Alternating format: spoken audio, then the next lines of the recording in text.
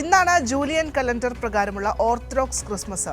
തീയതിയിൽ മാത്രമാണ് വ്യത്യാസമുള്ളത്. മറ്റെല്ലാ രീതികളും സമാനമാണ്. പുൽക്കൂട് വയ്ക്കുന്നു, ഒപ്പം തന്നെ ക്രിസ്മസ് ട്രീ ഒരുക്കുന്നു, നക്ഷത്രങ്ങൾ തൂക്കുന്നു. അത്തരത്തിലുള്ള കാര്യങ്ങളെല്ലാം തന്നെ സമാനമായ രീതിയിലാണ്. പക്ഷേ തീയതി മാത്രം വ്യത്യസ്തമാണ്. നോക്കി വരാം ഓർത്തഡോക്സ് ക്രിസ്മസിന്റെ വിശേഷങ്ങൾ എന്തൊക്കെയാണെന്ന്.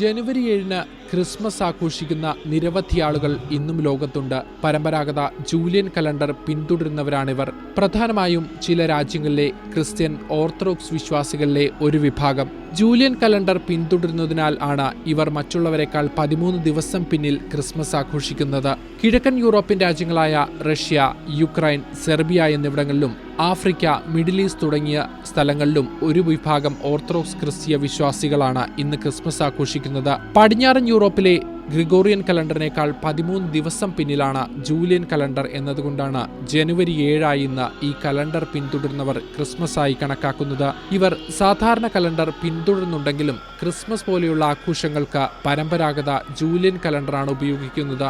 എന്നാൽ ഈ രാജ്യങ്ങളിലെ ഓർത്തഡോക്സ് വിശ്വാസികളിലെ മറ്റൊരു വിഭാഗം ഈ രീതി ഇപ്പോൾ പിന്തുടരുന്നില്ല. അവർ ഗ്രിഗോറിയൻ കലണ്ടർ പ്രകാരം ഡിസംബർ 25 തന്നെ ക്രിസ്മസ് ആയി കണക്കാക്കി വരുന്നു. അതുകൊണ്ട് തന്നെ ഓർത്തഡോക്സ് ക്രിസ്മസ് ആഘോഷിക്കുന്ന പല രാജ്യങ്ങളിലും ഡിസംബർ 25-ഉം ജനുവരി 7-ഉം ക്രിസ്മസ് ആയി കണക്കാക്കി പൊതു അവധി ദിനമാണ്. റോമൻ ഭരണാധികാരിയായിരുന്ന ജൂലിയസ് സീസർ BC 46-ൽ നിർമ്മിച്ച കലണ്ടറാണ് ജൂലിയൻ കലണ്ടർ. പിന്നീട് കാലങ്ങളും മാസങ്ങളും കണക്കാക്കുന്നതിലെ തകരാർ മൂലം അധികമാരും ഇത് പിന്തുടരാതെയായി.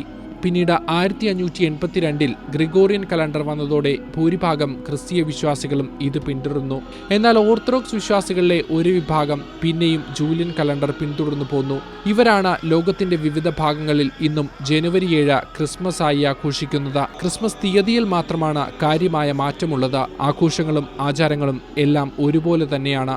ക്രിസ്മസ് തലേന്ന് അവസാനിക്കുന്ന 40 ദിവസം നീണ്ടു നിൽക്കുന്ന നോമ്പും പള്ളികളിലെ കുർബാനയും മറ്റു രീതികളും എല്ലാം സമാനമാണ്. പുൽക്കൂടൊരുക്കലും ക്രിസ്മസ് ട്രീയും സാന്താക്ലോസും സമ്മാനങ്ങളുമൊക്കെ സാധാരണ ക്രിസ്മസിന് സമാനം. അങ്ങനെ ലോകത്തിന്റെ മറ്റൊരു കോണിൽ കുറച്ചു മനുഷ്യരെന്ന ക്രിസ്മസ് ആഘോഷത്തിലാണ്. Entertainment desk, Kairali news.